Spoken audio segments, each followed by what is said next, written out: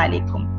إذا هذه فرصة سعيدة جدا أن ألتقي بكم في هذا اللقاء التواصلي الافتتاحي. وبهذه المناسبة أود أن أهنئ السيد العميد والطاقم الذي يشتغل معه على هذه المبادرة القيمة والمبدعة في خلق هذا الفضاء الافتراضي للتواصل مع الطلبة الجدد المسجلين بهذه الكلية العتيدة. إذا مرحبا بكم أعزائي الطلبة في كليتكم وفي جامعتكم، جامعة الحسن الثاني بالدار البيضاء. جامعة الحسن الثاني بالدار البيضاء هي من أكبر الجامعات بالمغرب، وأنا أهنئكم على اختياركم التسجيل بهذه الجامعة العتيدة وهذه الكلية العتيدة التي لها تاريخ طويل، وقد تاريخ يعني مشرف جدا بكونها من أقدم الكليات، بحيث خلقت النواة الأولى لكلية الحقوق في السنوات dans les années 40 يعني في الأربعينيات، وتمت كان لها ارتباط بجامعة بوردو، ومن بعد أصبحت الكلية مرتبطة بجامعة محمد الخامس. وفي 1975 تمت يعني خلق جامعة الحسن الثاني بالدار البيضاء، وكانت أول كلية يعني اللي كانت نشيطة وعندها خريجين بجامعة الحسن الثاني بالدار البيضاء. إذا فهنيئا لكم على هذا الاختيار. فجامعتكم هي جامعة أيضا لها تطلعات مهمة لمواكبتكم من أجل الحصول على شهادتكم في مختلف التخصصات.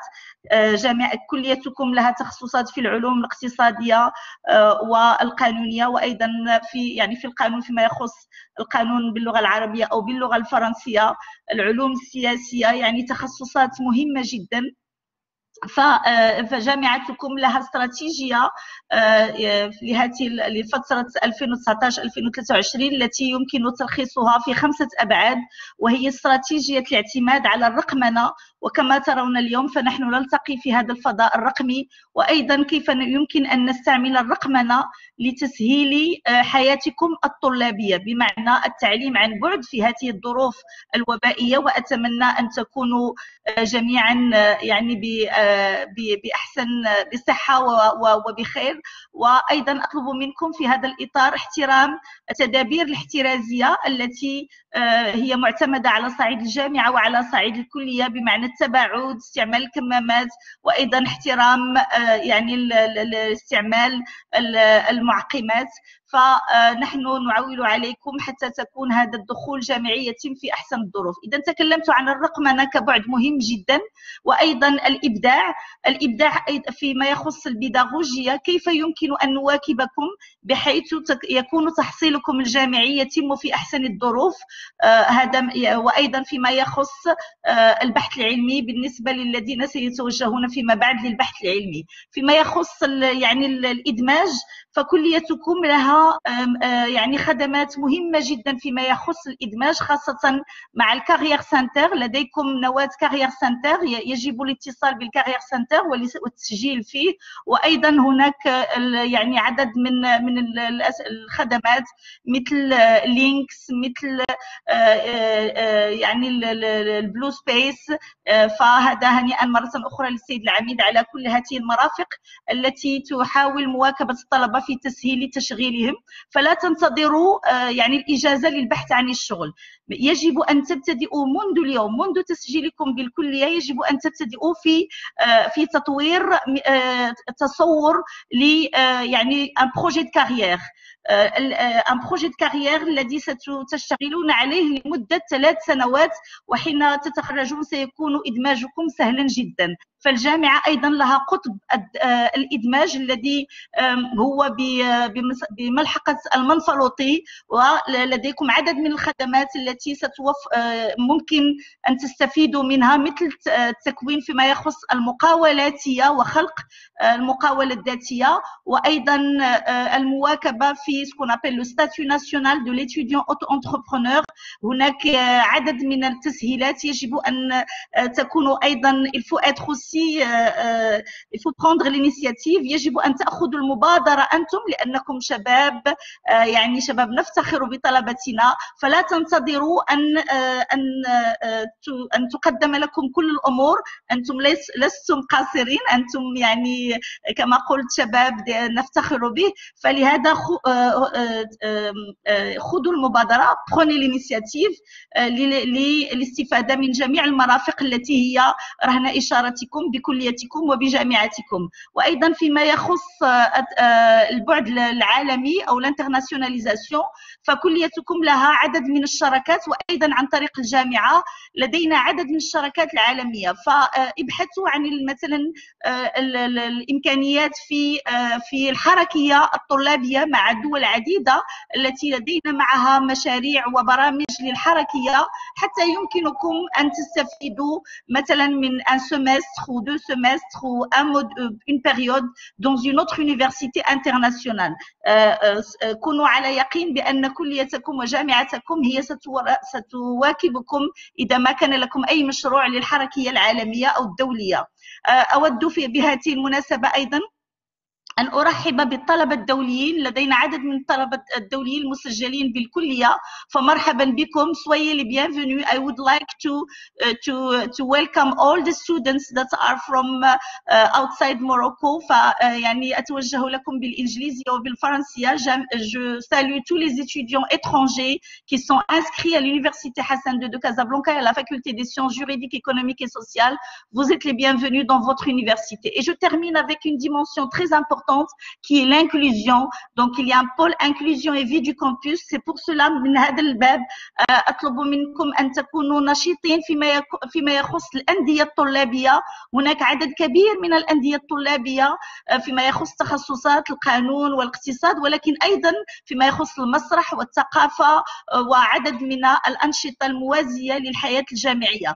فكونوا مرة أخرى يعني خذوا المبادرة، فالجامعة جامعتكم والكلية كليتكم، ونحن نعول عليكم حتى يكون يعني الإشراق لكليتكم ولجامعتكم. وكونوا على يقين بأن الجميع يقوم بالمجهودات الجبارة لمواكبتكم حتى تتم دراستكم في أحسن الظروف. وشكرا. كما تفضلت سيدة الرئيسة، هو شرف للطلبة أنهم يعني ينتميوا للجامعه بحجم جامعه الحسن الثاني بالعلاقه ديالها وبالمكانه ديالها في العلاقات مع النسيج السوسيو اقتصادي، وايضا الانتماء لكليه الحقوق اللي هي من اكبر ومن اعرق كليه الحقوق على الصعيد الوطني. اذا يعني المتمنيات هو ان الطلبه يكونوا بمستوى يعني الجامعه ديالنا من ناحيه التصرف ديالهم، من ناحيه الاخلاق، وهذا ما في شك. وايضا في هذه الظروف الخاصه انهم يعني الكليه ولو اننا عندنا اختيار ديال التعليم عن بعد، ولكن المؤسسه كتبقى يعني مفتوحه والاداره ديالها مفتوحه. طلبه يعني هما مطالبين بانهم يحترموا يعني في هذه يعني الظروف الحساسه يعني الاحترازات الصحيه كما تفضلت السيده الرئيسه.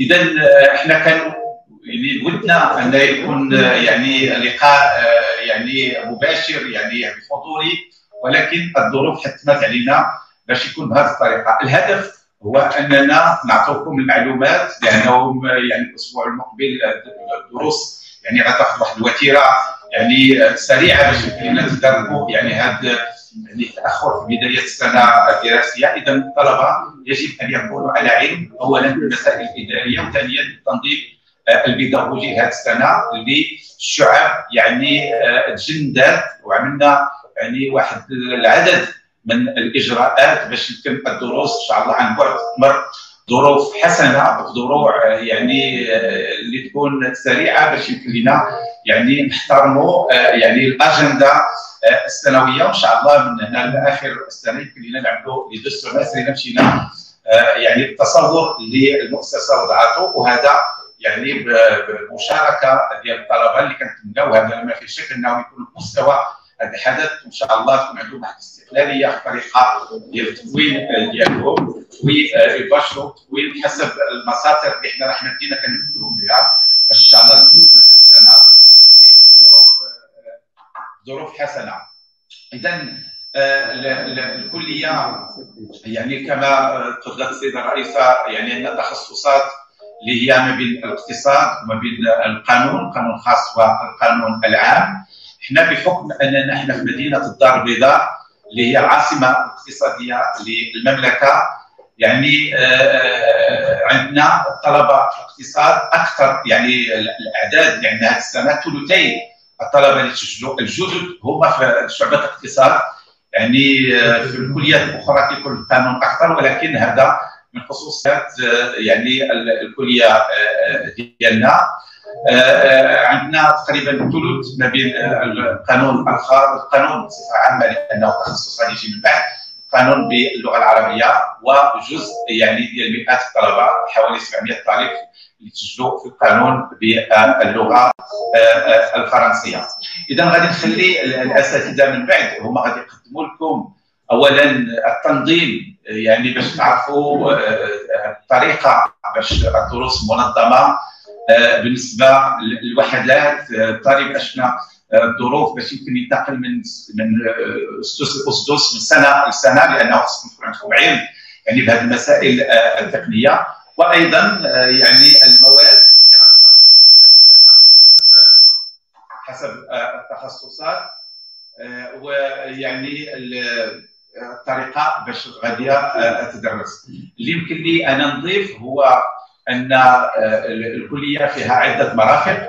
احنا ماذا بنا ان يكون الحضور ان شاء الله في الاسابيع المقبله، لان عندنا مرافق الطلبه يستفدوا منها. يعني السيده الرئيسه تكلمات على يعني على الانكلوزيون، على يعني الادماج ديال الطلبه في الحياه الاقتصاديه في الحياه الاجتماعيه. كاين النوادي ديال الطلبه، كاين ايضا مركبات رياضيه اللي كان واحد المجهود كبير في هذه الفتره، يعني اللي حنا كنوجدوا مركبات رياضيه للطلبه باش يستفيدوا منها الاسابيع المقبله من يكون ان شاء الله الحضور. اذا هناك واحد مجهود باش يكون واحد الفضاء يعني لائق بالطالب المغربي، ولكن في انتظار الرجوع يعني ديال الطلبه حنا اللي غادي ناكدوا عليه هو انه يجب ان تتاقلموا مع الظروف الحاليه من ناحيه التدريس عن بعد. الكليه عملات بمستندات الجامعه جميع الامكانيات التقنيه باش يمكن الطلبه يتبعوا الدروس عن بعد، وغيكونوا تسجيلات بالنسبه للطلبه اللي هما ماشي يعني ما قدروش يتبعوا مباشره الدروس، وغادي تكون هناك وثائق ودروس ايضا موضوعه يعني في المنصه ديال الجامعه وديال الكليه رهن اشاره الطالب.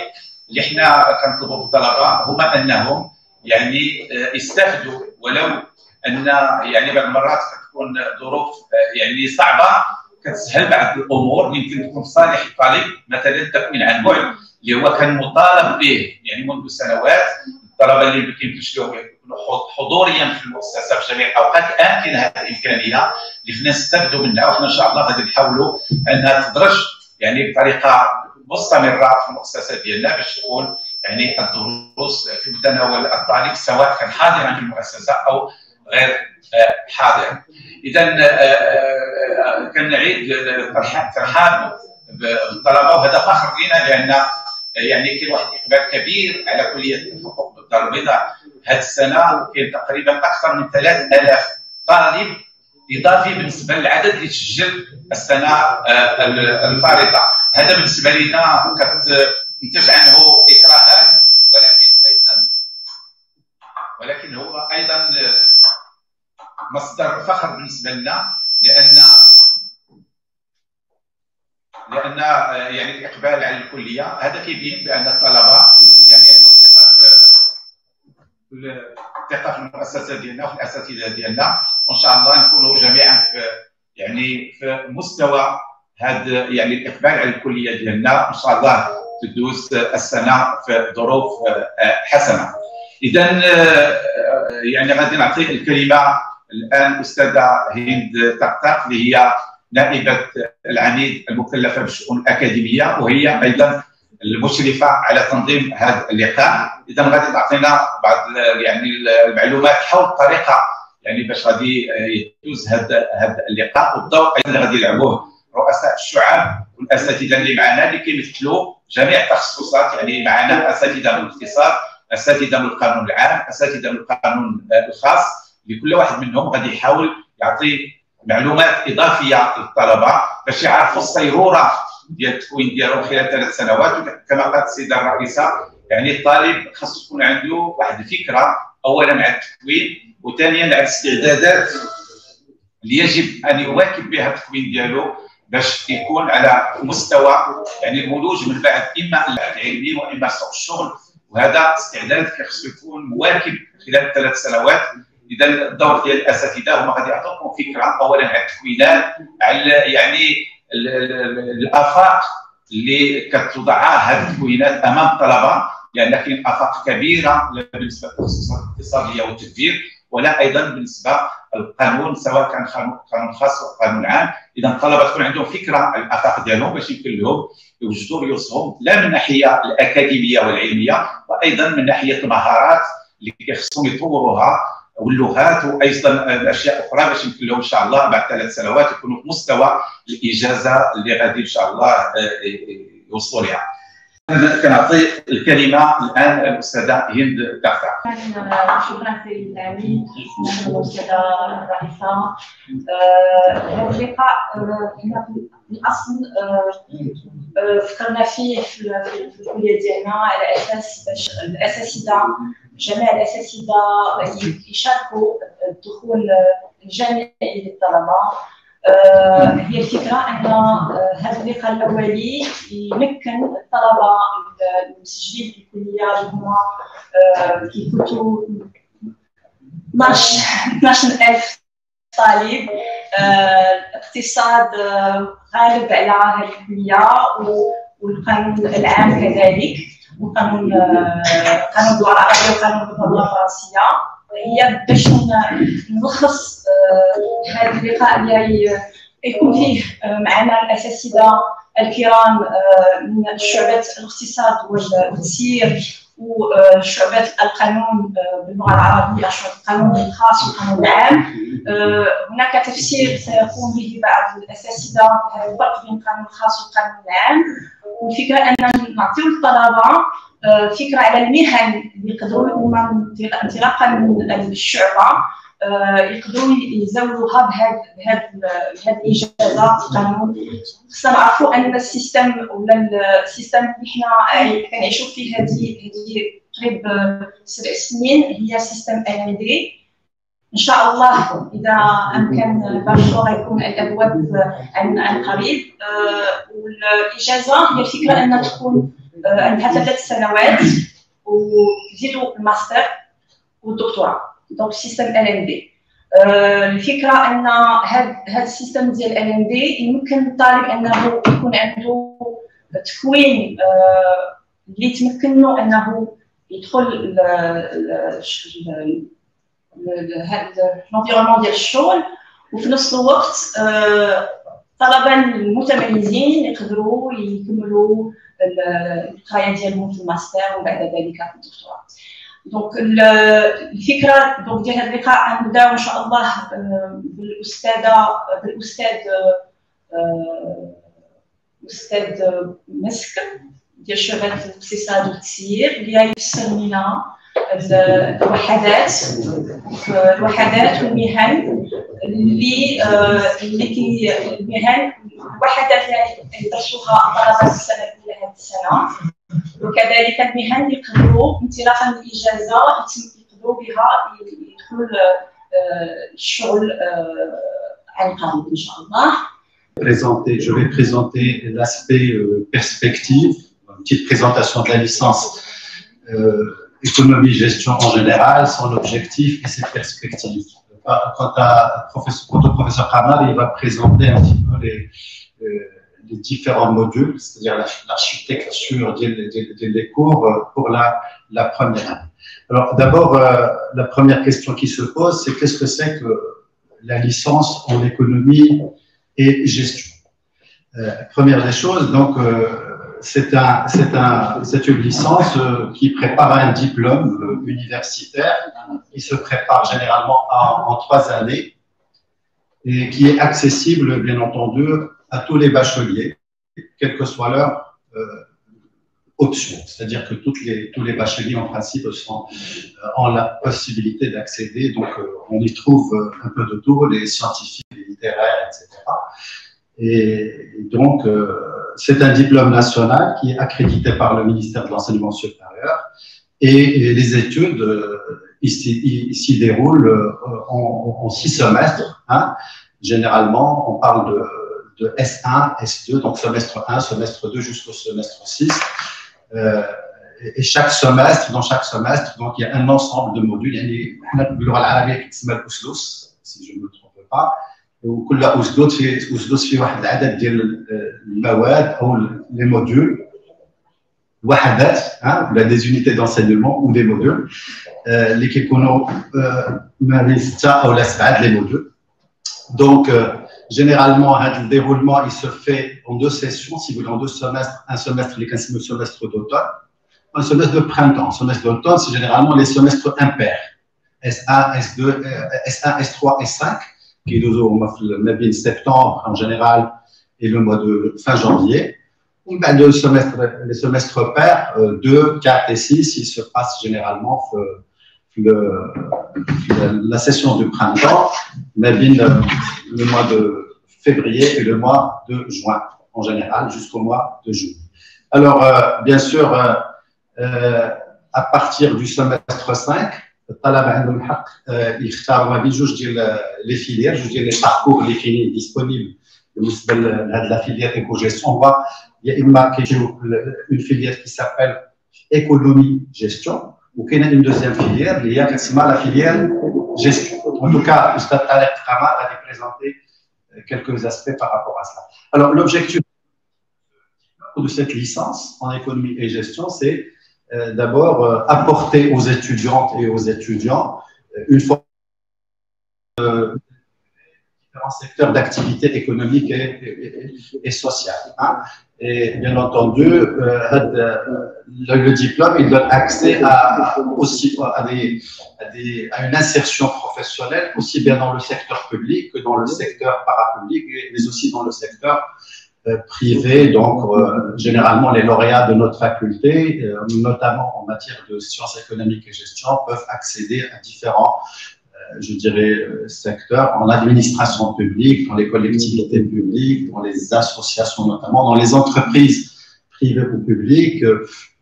Donc il y a plusieurs opportunités, plusieurs possibilités. Comme aussi on a à travers un certain nombre de modules et d'initiatives qui sont prises au niveau de notre faculté avec un certain nombre d'associations.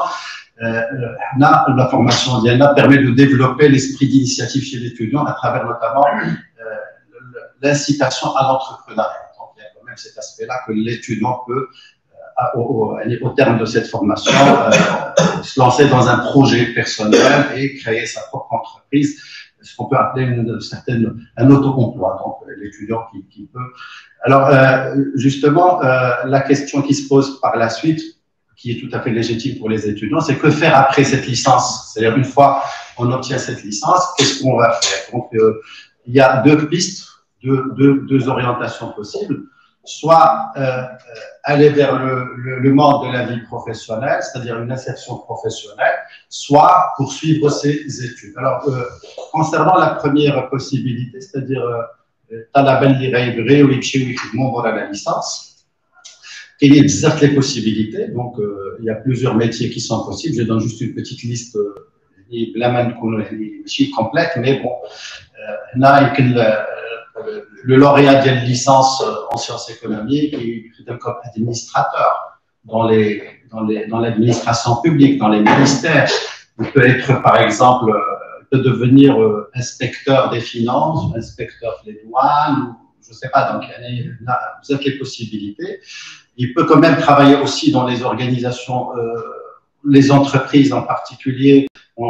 Il faudrait être assistant comptable, assistant financier, assistant de gestion en petite et moyenne entreprise, manager ou assistant de manager, chargé de clientèle, analyste de crédit dans les compagnies, dans les banques, par exemple. Il peut travailler aussi comme... Bref, il y a plusieurs possibilités qui sont offertes à nos lauréats. Mais quand même, il faut juste dire que actuellement, avec ce qui se passe, la licence, ça reste relativement un diplôme qui ne permet pas d'avoir une position extrêmement importante dans le monde de la vie professionnelle. Et donc, il est recommandé à ce que les étudiants poursuivent leurs études. Et là, nous avons une offre extrêmement importante. Donc, il y a des possibilités pour les étudiants qui sont notamment brillants d'intégrer des formations en master. Donc, les masters donc, qui sont bien sûr disponibles et qui sont assez nombreux. Donc, que ce soit au sein de la faculté, notre faculté, ou dans d'autres établissements universitaires à l'échelle nationale ou aussi à l'échelle internationale. Bien sûr, les masters, il y a deux types de masters, les masters recherche et les masters spécialisés qui sont offerts. Bien sûr, au-delà du master, le master fait généralement M1, M2, c'est-à-dire 2 ans. Et après le master, il y a la possibilité pour les étudiants d'intégrer ce qu'on appelle les écoles ou les études doctorales. Et là, ça mène généralement, après quelques années de recherche et après l'obtention du doctorat, ça mène généralement au professorat, en principe, parmi les possibilités qu'on peut avoir. Alors, voilà un petit peu les principaux points que je souhaitais partager avec les étudiants. Donc, je vous souhaite une très, très bonne chance, un très bon courage, et je passe la parole à Sir Hamad. Au concept et notions de la science économique, tels que les agrégats, les opérations et les agents économiques, ainsi que les grandes idées de la pensée économique.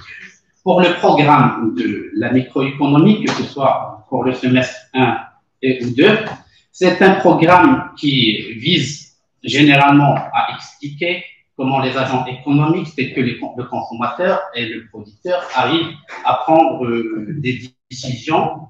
Il permet également de comprendre le fonctionnement de certains marchés, généralement l'équilibre des marchés, le marché parfait, à savoir la concurrence pure et parfaite, et les marchés imparfaits, tels que le monopole et l'oligopole.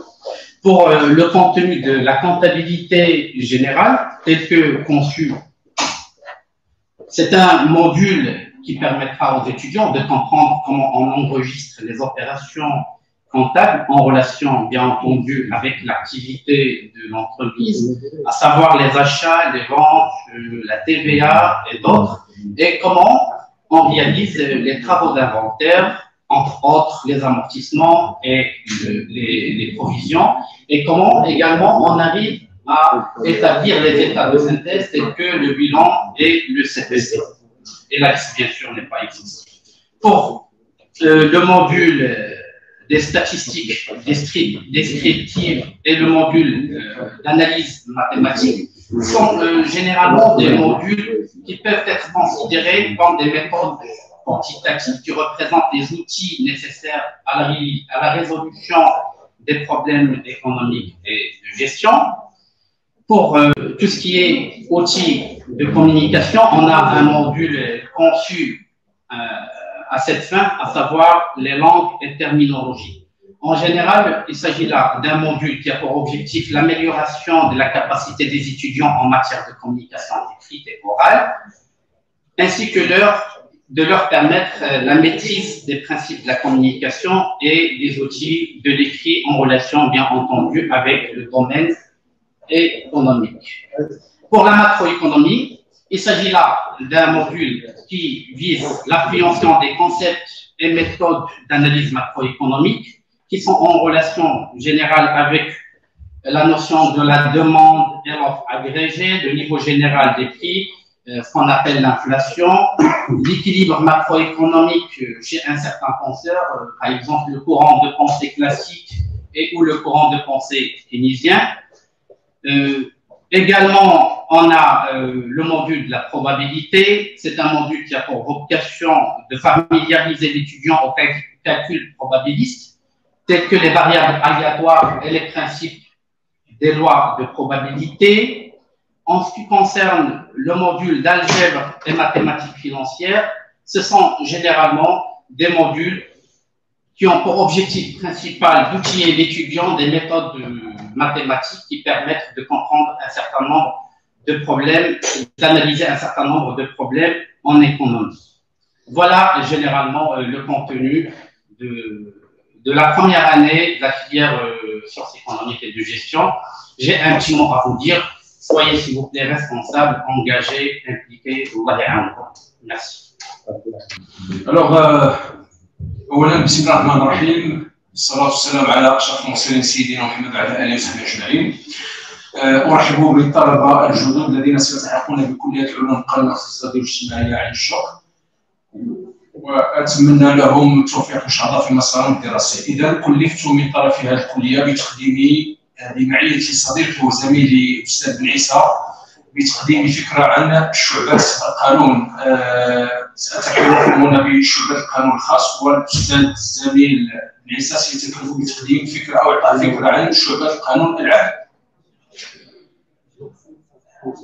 إذا باختصار شديد كما قال الأستاذ سيد العميد على أن الآن سنستقبل 12,000 طالب جديد بالنسبة للكلية. هذا إن دل على شيء إنما يدل على الاهتمام الذي يعبر عنه الطلبة التحاقهم بهذه الكلية التي يعد لها أو لها تاريخ عتيد في المغرب، لأنها من أقدم كليات المغرب. إذا باختصار شديد سأعطي فكرة عن الوحدات أو تقديم المواد التي ستدرس في هذه شعبة القانون، ولكن درجة شعبة القانون الخاص. كما قلت سيصاحبني في هذه المسألة زميلي الأستاذ بن عيسى. إذا فكرة عامة على مسار القانون، يعني تدريس قانون أو شعبة القانون بصفة عامة بشقيها القانون العام الخاص. هناك جذع مشترك يوزع على سنتين، ثم السنة الأخيرة هناك ما يسمى بالفيليا، التقسيمات الفروع. هنا غيكون هناك لافيليا القانون الخاص ثم لافيليا القانون العام. القانون العام بطبيعة الحال نتكلفوا أنا والصديق كما قلت بعيسى بتقديم فكرة عن هذه الشعب أو الشعبتين. سأبدأ بالجذع المشترك إذا سمح لي صديقي زميلي الأستاذ عيسى.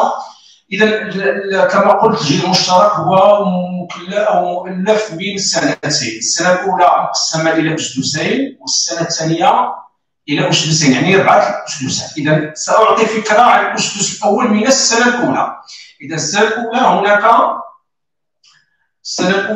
بطبيعة الحال 7 مواد أو وحدات بيداغوجية هي كالتالي 7. المدخل أولا مدخل العلوم القانونية، ثانيا مدخل لدراسة الشريعة الإسلامية، ثالثا مدخل لدراسة العلوم السياسية، رابعا مدخل لدراسة العلاقات الدولية، خامسا هناك ما يسمى بمناهج العلوم القانونية والاجتماعية، سادسا أو المادة السادسة أو الوحدة السادسة هناك المدخل لدراسة العلوم الاقتصادية والتدبير، ثم أخيرا الوحدة المعرفية رقم 7 هي اللغة والتعاريف القانونية. إذا لاحظوا جيدا هذه المواد بالنسبة للسنة الأولى، الأسدس الأول من السنة الأولى هي عبارة عن مداخل، يعني تمهيد لهذه المواد التي تعد أساسية في التكوين القانوني للطالب. ثم هل الأستاذ يريد أن تدخل في الأستاذ؟ إذا دائما في إطار الجذع المشترك ننتقل الآن للأسدس الثاني من السنة الأولى. إذا هناك المادة الأولى هي النظرية العامة للالتزامات، المادة الثانية القانون التجاري، المادة الثالثة النظرية العامة للقانون الدستوري. بطبيعة الحال هذه المادة الأخيرة هي تنتمي إلى شعبة القانون العام. هناك كذلك مادة أخرى مهمة جدا هي القانون الجنائي العام، تليها مادة أخرى التنظيم الإداري، ثم القانون الدولي العام، وأخيرا وحدة معرفية اللغة والتعاريف القانونية. طيب هذا الشيء بالنسبة للسنة الأولى كما قلت قسمت إلى أسدسين. الآن سيتدخل الأستاذ بن عيسى ليقدم السنة الثانية من الجذع المشترك. تحدث الأستاذ في الأسس الأول والثاني على مداخل لضبط مفاهيم أساسية وعامة في مجال القانون بصفة عامة.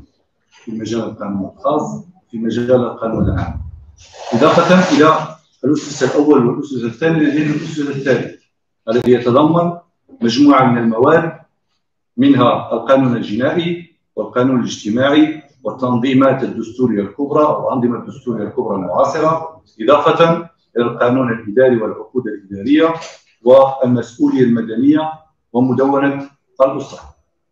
وفي الأسس الرابع لدينا قانون الشركات والتنظيم القضائي وحقوق الإنسان والحريات العامة، إضافة إلى القانون الجنائي الخاص، ثم القانون الجبائي، وأخيرا آليات الأداء والائتمان.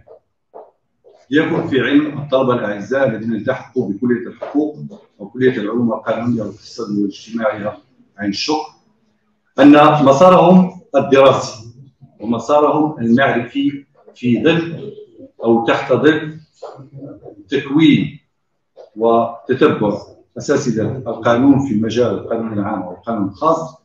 في الأسس الأول والثاني لدينا مداخل لعلم القانون، للمبادئ الأساسية للقانون، لأن القانون رغم التفريعات التي يقوم بها مجموعة من الفقهاء إلى قانون عام وقانون خاص، يبقى لدينا القانون ووحدة متكاملة ما بين القانون العام والقانون الخاص.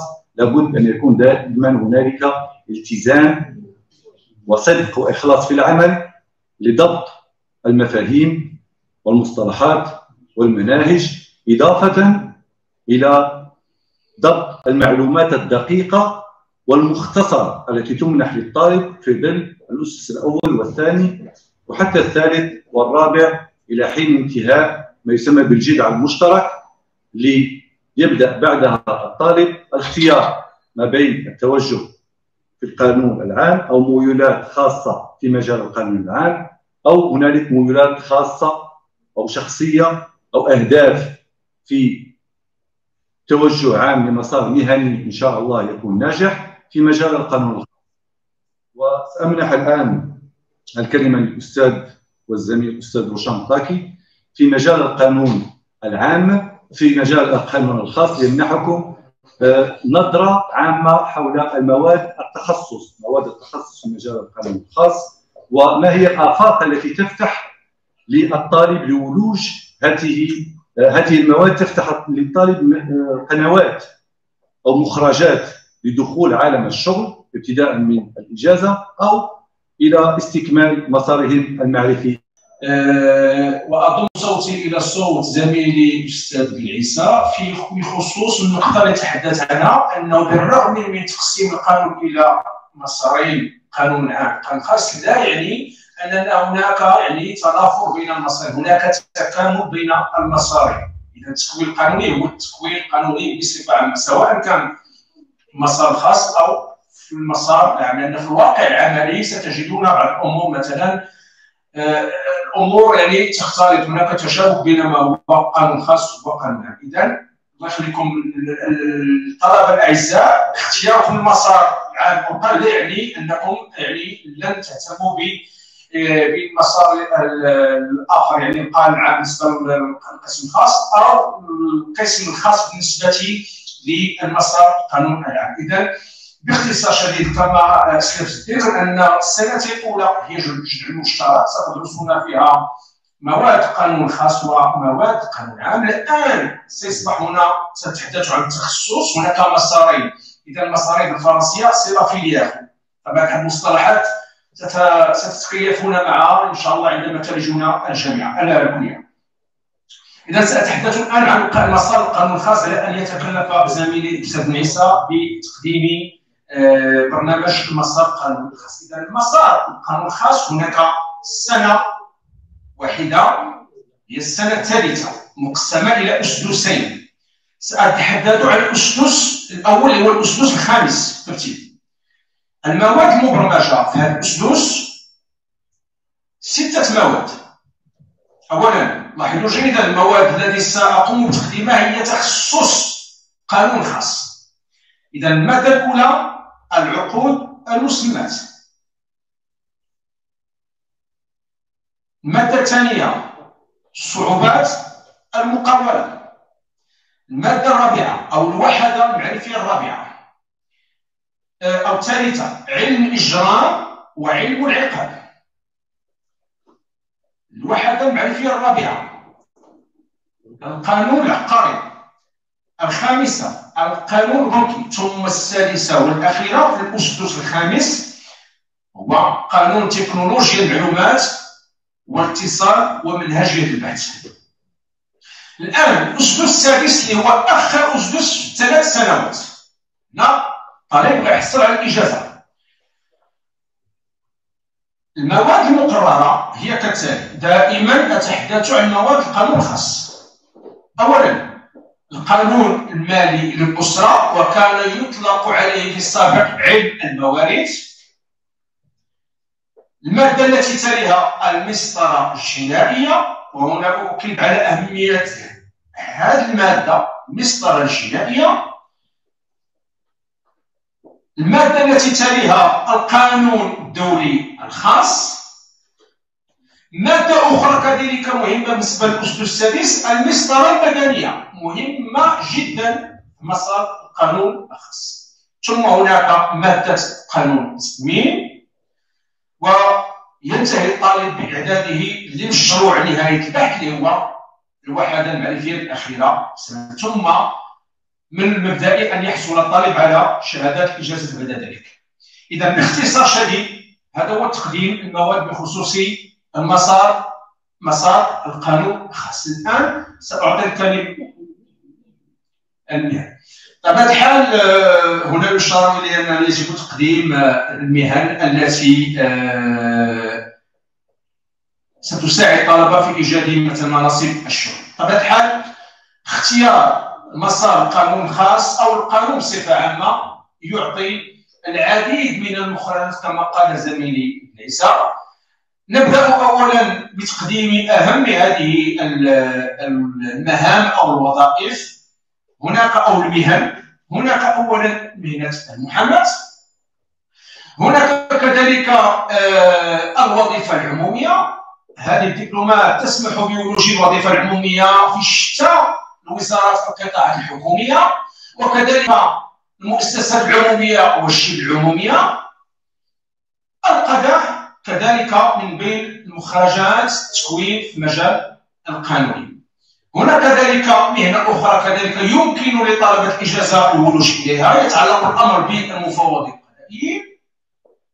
هنا كذلك خبير قانوني، يعني شخص يقدم استشارات قانونية. هناك مهنة التوثيق، مهنة العدول.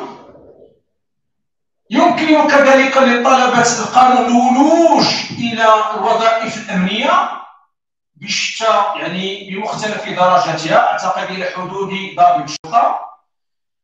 كذلك يمكن الولوج إلى وزارة العدل كموظف كما قلت، الوظيفة في القطاع الحكومي والقطاعات الحكومية. هناك كذلك المنتدبين القضائيين، وظيفة أخرى يمكن أن يلج إليها طلبة القانون. مراقب عقاري كذلك هذه من المهن يمكن لطلبة القانون الولوج إليها. رجال السلطة إذا تبدا بطبيعة الحال القياد تبدا بالقياد، ولكن هناك درجات أخرى يلج إليها الطالب، ولكن عندما يتعقد في إطار المسار الداخلي لهذه للإدارة الترابية للمملكة. مفتش بإدارة ترابية، مفتش الشغل كذلك يمكن للطالب أن يلج إليها، دون أن ننسى بطبيعة الحال يمكن للطلبة أن يلجوا إلى قطاعات أخرى في القطاع الخاص، لا سيما القطاع البنكي، مقاولات خاصة، وكذلك قطاع التأمين. هذه كذلك قطاعات تحتاج إلى رجال القانون بصفة عامة. أعتقد هذه فكرة عامة عن المخرجات التي يمكن أن تسمح بها أو يسمح بها التكوين القانوني في هذه الكلية. تحدثت قبل قليل حول الأسس الأول والأسس الثاني والأسس الثالث والأسس الرابع. قدمنا مجموعة من المواد التي تعتبر فيما يطلق عليه بيداغوجيا بالجذع المشترك. ثم بعد دراستنا أو تدارسنا لهذه المواد، وعلى سبيل المثال لدينا مدخل العلوم السياسية، نجد أنفسنا في الأسس الخامس لدينا تاريخ الفكر السياسي كتخصص أو زيادة البحث والتعمق بدراسة تاريخ الأفكار السياسية.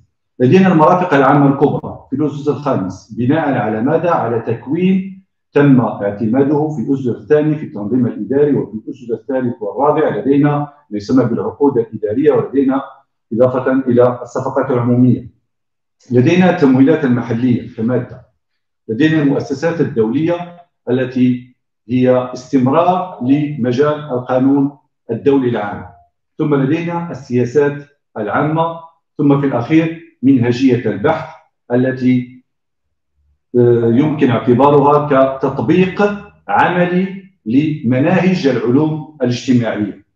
ثم لدينا في الأسس السادس أي سنة الإجازة أو الأسدس الإجازة لدينا تاريخ الفكر السياسي المعمق، ثم لدينا قانون الصفقات العمومية، ثم لدينا مادة المنازعات الإدارية، ثم تنظيم الفضاء وقانون البيئة، ثم مشروع نهاية البحث. بإيجاز شديد جدا أخص بالذكر الطلبة الذين سيقبلون على تخصص مجال أو دخول غمار مجال القانون العام. مجال القانون العام كما قال زميلي قبل قليل لا يختلف كثيرا عن مجال القانون الخاص، يعني القانون كفلسفة هو قانون. أين يمكن أن نجد الاختلاف هي في ميولات ورغبات المتلقي أو المتعلم أو الطالب الباحث. عندما يجد نفسه لديه ميولات في مجال العقود المسمات أو المسمات أو في مجال القانون الجنائي أو في مجال القانون التجاري يتوجه إلى مجال القانون الخاص. لديه ميولات في علم السياسة وتاريخ الفكر السياسي والمالية العامة، ولديه ميولات في الصفقات العمومية ومجال الأنظمة الدستورية، لديه ميولات في مجال القانون العام. الإجازة في القانون العام، ما هي آفاق ما بعد الإجازة؟ لدينا مفترقي طرق، إما الذهاب أو الانفتاح على مجال الشغل. مجال الشغل لديه الصلاحية في ولوج ما يسمى بموظف عمومي السلم العاشر في جميع الإدارات العمومية المغربية كيفما كانت هذه الإدارة. ثم لديه الحق في استكمال دراسته في مجال الماستر أو الماستر المتخصص في مجالات محددة أو في تخصصات معينة. التخصص في العلوم الإدارية والعلوم المالية تفتح للطالب الحق في ولوج المعهد الملكي للإدارة الترابية، تفتح للطالب الحق في ولوج المعهد الملكي للشرطة، لديه الحق في ولوج مهنة المحاماة كمهنة حرة، لديه الحق بعد استكمال دراسته العليا ولوج سلك القضاء، ثم لديه الحق في ولوج مفتشي المالية أو مفتشي الشغل، ثم لديه الحق في ولوج أي إدارة عمومية إدارات مركزية من الدرجة الثالثة. ما أريد أن أختم به قبل أن أعطي الكلمة لرئيس شعبة القانون الخاص الأستاذ محمد جوهر، وقبل أن أمنح الكلمة للأستاذ زميلي روشان طاكي لمدكم ببعض المعلومات التقنية، أريد أن أؤكد للطلبة الأعزاء من السنة الأولى والأسس الأول إلى غاية الأسس السادس العمل بمبدأ بسيط جدا، ألا وهو الصدق والإخلاص في العمل. ونحن هنا لا نزاول وظيفة أو مهنة، بل نتحمل رسالة.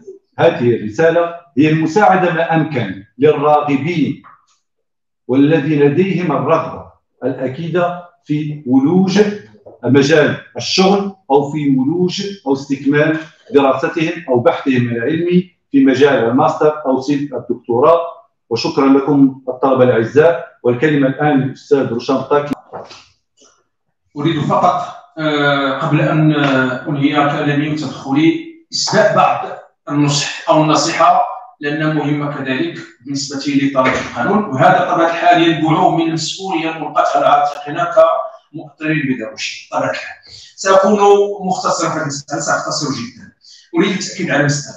أولا الطلبة الذين سيدخلون هذه الكلية يجب أن يقفوا وقفة صارمة ويطرحوا أو يودعوا ما يسمى بالرداءة والسلبية. وداعي للرداءة وداعي للسلبية الاجتهاد لكل مجتهد نصيب. اللي غيجتهد غيستحق الأمور او النقطه او الامور التي يستحقها.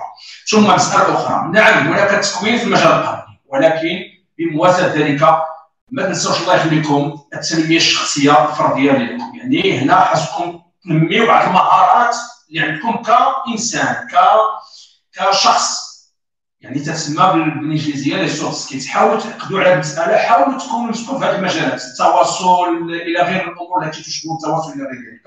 اذا سأنهي كلمتي بنصيحه لكل مجتهد نصيب وبالتوفيق للجميع.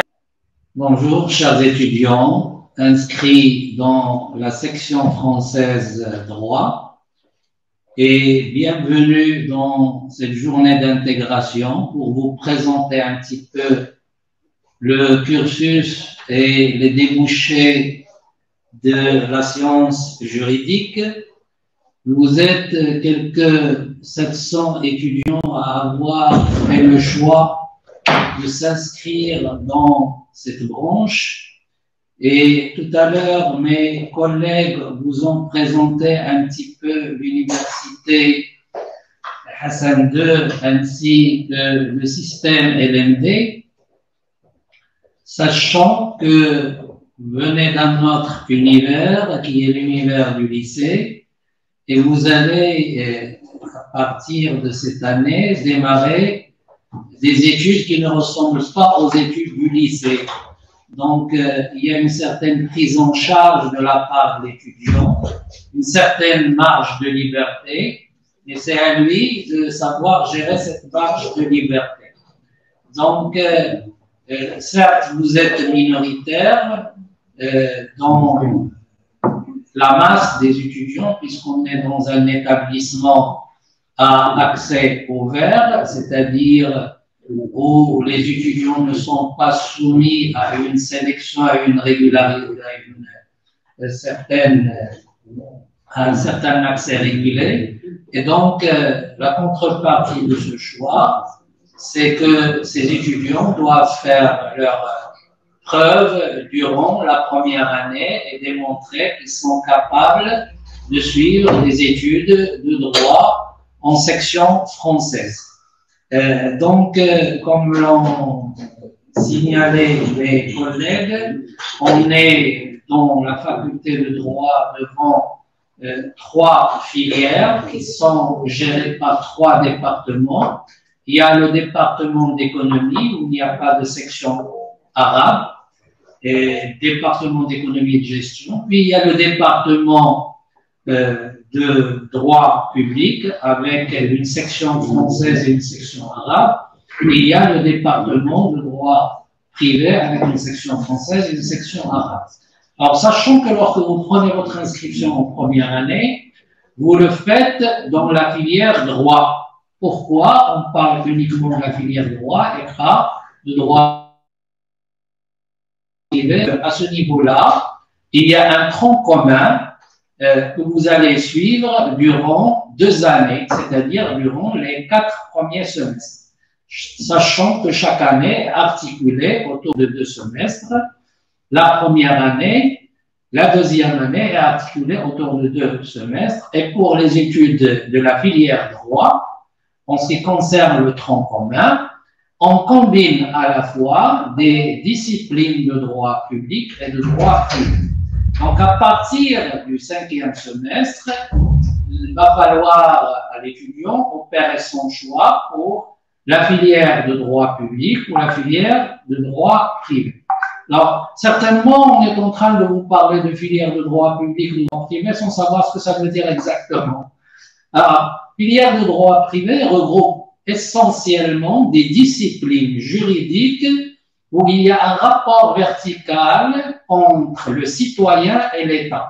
C'est là où on rencontre des disciplines comme le droit administratif, le droit constitutionnel, le droit international, et j'en passe, les finances publiques, par exemple les finances de l'État, ou encore des disciplines de la science politique. Par contre, dans la filière droit privé, on rencontre des disciplines à caractère technique qui posent une relation horizontale entre les citoyens. Donc, il s'agit de contrat, de droit de la famille, de droit de la propriété, de matière procédurale qui concerne le fait d'ester en justice et de défendre ses droits en justice. Donc, finalement, il y a un portail de discipline au niveau des 4 premiers semestres qui composent en quelque sorte le tronc commun, et à partir du S5, l'étudiant est préparé pour faire son choix en fonction de ses affinités. Est-ce qu'il a des affinités avec des disciplines de droit public et de la science politique, donc il va opter pour la filière droit public. Et s'il a des affinités pour des disciplines à caractère purement juridique et technique, où il y a une orientation de droit privé, il va opter pour cette filière de droit privé. Donc voilà un petit peu l'esprit. Alors pour mieux cerner un petit peu ce parcours, ce cursus d'études droit au niveau des 4 premiers semestres et filières droit privé, droit public au niveau du 5e et 6e semestre, et là, je vais un petit peu cerner les choses en parlant un petit peu des matières et des disciplines de droit privé parce que mes collègues de la section arabe nous ont présenté un petit peu, spécialement en ce qui concerne le droit public, le contenu de cette filière de droit public.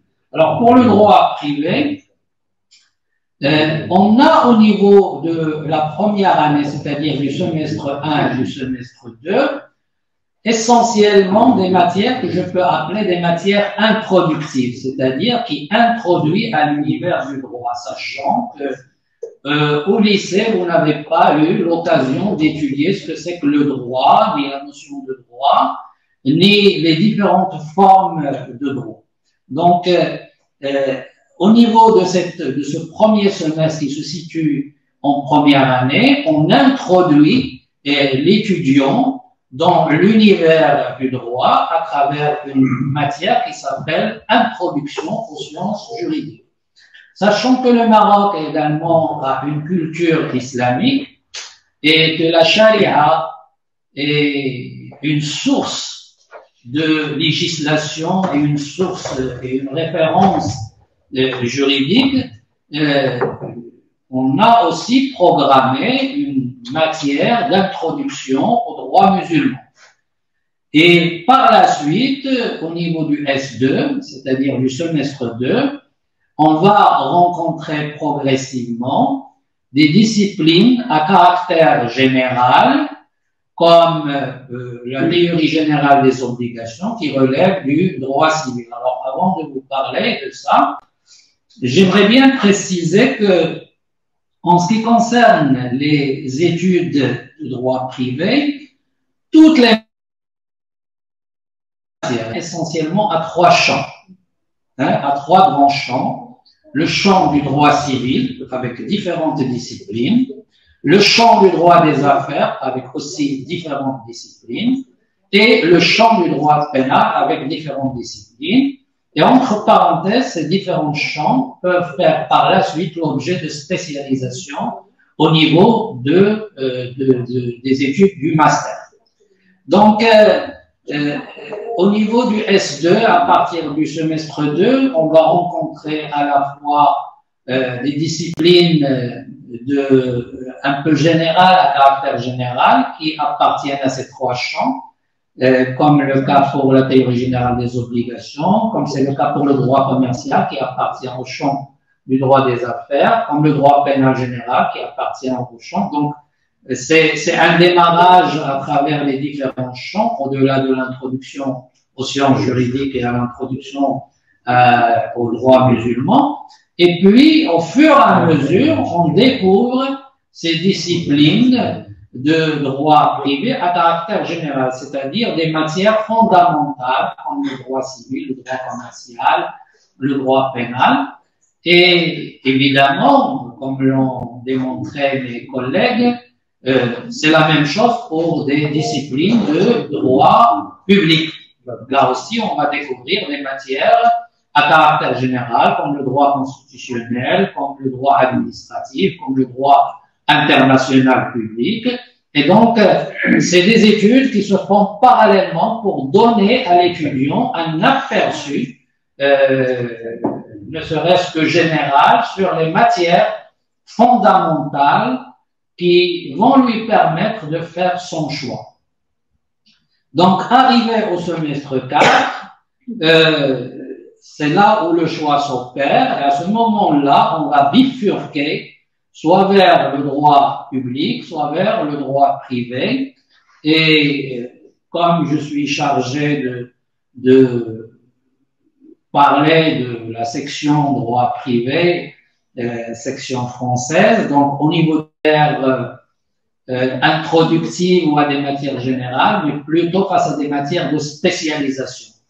C'est là où on va rencontrer par exemple le droit bancaire, le droit des assurances, le droit des contrats nommés, le droit de la procédure civile, c'est-à-dire comment intenter une action de justice, ou le droit de la procédure pénale, comment poursuivre des criminels. Et donc, on est beaucoup plus dans la spécialisation au niveau du semestre 5 et du semestre 6. Voilà donc un panorama. On ne peut pas rentrer dans les détails des matières. Il s'agit juste de vous donner un aperçu et un panorama général sur le parcours des études de droit de manière générale et des études de droit privé de manière spéciale. Alors, reste la question des débouchés. Alors, tout cela, ça mène vers quoi? Ça peut mener, selon le système, d'abord LMD, d'abord vers le choix d'opérer un master, mais un master, ça se prépare dès la première année, c'est-à-dire il faut bien bosser. Hein, il faut avoir de bonnes moyennes, il faut avoir des mentions, parce que contrairement à la licence, l'inscription au master, c'est une inscription régulée, c'est-à-dire elle est soumise à une sélection rigoureuse, et je peux vous donner un petit aperçu sur les spécialités qu'on rencontre au niveau du master. Il s'agit de 3 spécialités, c'est-à-dire de 3 offres qu'on offre dans le cadre du droit privé. Il y a le droit des affaires en section arabe et en section française. Donc en section arabe, on l'appelle Qanul Amal. Puis à côté, il y a le droit des assurances en partenariat avec la Fédération des assurances. Et en 3e lieu, il y a un autre master qui est bilingue, qui est carrière judiciaire et pénale pour ceux qui veulent s'orienter vers ces carrières de la justice. Donc, après le master, bien sûr, l'étudiant va opérer un choix sur le marché du travail ou bien continuer encore dans la recherche et dans l'acquisition du savoir à travers l'inscription dans une thèse de doctorat. C'est le cas d'une certaine minorité qui font ce choix, mais la grande majorité opte pour le marché du travail, soit à partir de la licence, soit à partir du master. Et donc, au niveau de la licence, et avec le master également, le choix est grand ouvert, soit pour des métiers de la justice, et là, il y a différentes carrières judiciaires, donc il y a la magistrature, il y a le barreau, c'est-à-dire le choix d'être avocat, il y a le conseil juridique et la possibilité également de rejoindre des métiers qu'on qualifie d'auxiliaires de la justice, comme les huissiers, les greffiers, etc., les traducteurs. Donc, le choix il est grand ouvert en ce qui concerne d'abord les métiers de la justice. Puis, il y a un autre choix qu'on peut faire au niveau des administrations de l'État. Et lorsque je dis les administrations de l'État, c'est différentes administrations, soit centrales comme les ministères, soit régionales comme certaines délégations, pour postuler dans les concours de ces administrations et rejoindre les cadres de ces administrations avec une licence ou un master en droit. Et beaucoup d'administrations accueillent les étudiants qui sont licenciés ou diplômés du master dans les sciences juridiques. Entre autres, je peux citer par exemple ministère des Finances, ministère du Commerce et de l'Industrie, la conservation foncière, la douane, et j'en passe. Donc, il y a énormément d'administrations qui sont demandeurs de ce type de diplôme. Il n'y a pas risque Et puis, surtout pour la section française, il y a beaucoup, et spécialement avec des masters, qui font le choix de rejoindre des entreprises. Et là, évidemment, ils sont des conseillers juridiques dans les entreprises. Ils sont bien rémunérés. Et donc, spécialement avec un master, c'est une voie vers l'insertion professionnelle qui se passe sans grande difficulté lorsqu'on est titulaire d'un master bien coté. Voilà donc un panorama général, mes chers étudiants, du cursus droit et du parcours droit privé à côté du parcours de droit public. J'espère que vous allez prendre goût à ces études. Et comme je viens de le dire tout à l'heure, on n'est pas dans le lycée, donc il faut changer d'état d'esprit. On aurait aimé vous accueillir physiquement ici dans les locaux et pour avoir une idée concrète, mais malheureusement, à cause de ces circonstances exceptionnelles, on est obligé de dialoguer avec vous à distance. Donc, essayez de vous prendre en charge. Ici, la liberté, mais la liberté a un prix. Si vous ne savez pas gérer votre liberté et si vous ne travaillez pas en se prenant en charge, vous risquez de ne pas passer en deuxième année. Je vous souhaite bon courage et bonne chance et j'espère que vous allez trouver du plaisir à suivre les études du droit en section française et que vous soyez à la hauteur de ces études et que vous puissiez décrocher un diplôme à la fin de votre parcours, Inch'Allah. Alors, sans tarder, je vais passer la parole à ma collègue professeure Hind Tartar, qui est vice-doyen chargé des affaires pédagogiques, pour vous donner un petit aperçu sur la spécificité de l'enseignement cette année à cause de la pandémie du Covid, qui va se passer autrement qu'en mode présentiel. Donc, ça sera un mode distanciel. Il va vous donner un peu plus de détails. À vous la parole, Madame. Donc, merci, Mr. Johar, pour cette présentation. Effectivement, cette année, nous avons une année assez spéciale pour nos chers étudiants, pour le démarrage de leur cours. Effectivement, nous allons avoir à vous donner un certain nombre de consignes. Donc, je voudrais vous passer quelques messages clés sur lesquels vous devez normalement vous suivre, parce que sans ces consignes, sans le respect de ces consignes, il y aura réellement des difficultés pour vous d'accéder à un certain nombre d'enseignements. Donc cette année, exceptionnellement, nous avons un enseignement à distance. Ça veut dire que vous allez être amenés à activer, ça ce sont des termes que vous allez avoir à utiliser. C'est activer les comptes ENT, c'est-à-dire l'espace numérique du travail. Chaque étudiant a un compte dans l'espace numérique de travail de l'université Hassan II. Donc ça veut dire que vous êtes amené à activer votre compte. On va vous envoyer des vidéos tout au long de cette période de transition, d'entrée, pour que vous puissiez accéder au cours de vos professeurs. Donc, comment les choses vont se passer? Donc, premièrement, vous êtes tenu, comme je l'ai dit tout à l'heure, d'activer votre compte ENT, mais également, vous devez vous diriger, vous aurez un programme, un emploi du temps qui sera affiché sur le site de la fac, dans lequel vous devez normalement vous diriger pour pouvoir assister soit en live, donc en direct comme aujourd'hui via YouTube, mais on utilisera d'autres outils bien sûr intégrés à l'espace numérique de travail. Et donc, vous serez amené à travailler, donc à accéder à votre espace pour pouvoir aussi bien assister aux visioconférences en direct de vos professeurs mais également pour ceux qui ne peuvent pas assister en direct, avoir la vidéo qui sera mise à votre disposition sur l'espace numérique de travail. Donc, vous aurez tout au long de cette période des vidéos de sensibilisation pour vous faciliter l'accès. Je vous demanderai bien évidemment de vous manifester pour toute personne qui ne réussissent pas pour une raison ou pour une autre d'activer leur compte, de se manifester. On mettra à votre disposition aussi un formulaire dans ce sens pour le faire.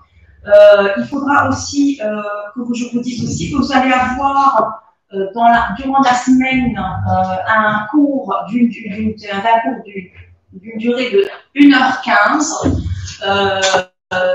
et donc vous aurez 2 séances par semaine.